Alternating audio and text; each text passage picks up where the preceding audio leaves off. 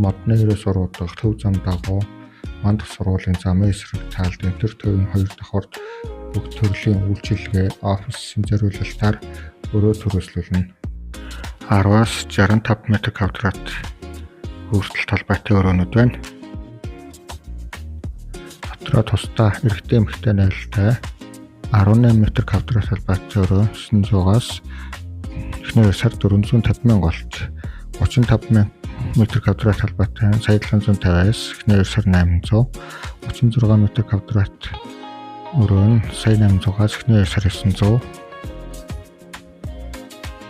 24 м2 өрөө нь сая 900-аас 500,000 22 м2 талбайтай өрөө нь сая 100-аас 500,000 болж эхний 2 саруудад хямдарсан байна.